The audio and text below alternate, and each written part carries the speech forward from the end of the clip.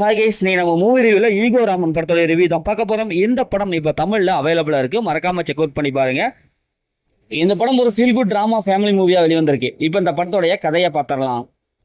படத்தில் நம்ம ரோபோ சங்கர் பள்ளி ஆசிரியராக இருந்து அதுக்கப்புறம் தலைமை ஆசிரியராக மாறி இருப்பார். ஆனால் அவர்கிட்ட கெட்ட பழக்கம் இருக்குது. இவர் பயங்கரமாக ஈகோ பார்ப்பார். சாதி இதனால் ஏகப்பட்ட பிரச்சனையெல்லாம் வரும்.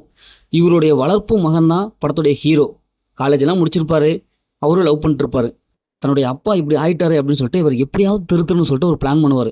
இப்போ அந்த பிளான் படி ரோபோ சங்கரை ஹீரோ எப்படி திருத்துறாரு, அவருக்கு என்னெல்லாம் பிரச்சனை வருது, இறுதியில் என்னாச்சு அப்படிங்கிறதான் இந்த படத்துடைய கதை.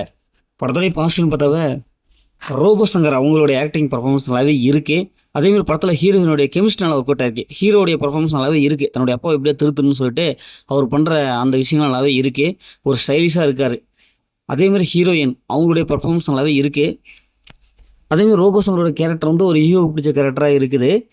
அதை எப்படியோ திருப்தியாகனு சொல்லிட்டு ஹீரோ பண்ணுற அந்த விசித்திரமான குணங்கள் அதெல்லாம் நல்லாவே இருக்குது. படத்தோடைய பிஜிஎம் பொறுத்தவரை நல்லாவே இருக்குது. அதே மாதிரி சினிமாட்டோகிராஃபி சூப்பரான ஒளிப்பதிவு கொடுத்துருக்காங்க. படம் ஃபஸ்ட் ஆஃப் ஃபுல்லாக நல்லாவே இருக்குது. பொதுவாக ஈகோ இருந்தால் ஒரு மனுஷன் எப்படியெல்லாம் மாறுறான், அவனுக்குள்ளார எப்படியெல்லாம் கொடுமையெல்லாம் பண்ணுறான், அதெல்லாம் இருக்கக்கூடாது. ஈகோ இல்லாதவன் இருக்கணும். குறிப்பாக பள்ளி ஆசிரியரே இது மாதிரி ஈகோ இருந்தால் என்னவெல்லாம் இருக்கும், அந்த ஸ்கூல் என்னவோ மாறும் அப்படிங்கிறத நல்லா துல்லியமாக காமிச்சிருக்காங்க.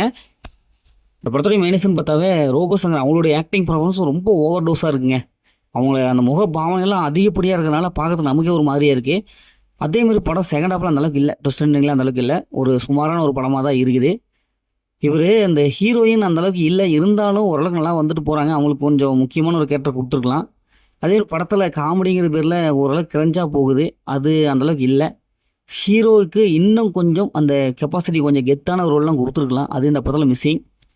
இந்த படத்தில் அந்த மாதிரி சென்ஸ் எதுவும் இல்லை, ஃபேமிலியோட பார்க்கலாம். மொத்தத்தில் இப்படி சூப்பராக சொன்னாங்கன்னா இந்த படம் ஒரு ஒன் டைம் வச்சபிள் தான் நாங்களும் சொல்கிறேன். ஓகே, சேம் அடுத்த ஒரு புதிய மூவி சந்திப்போம்.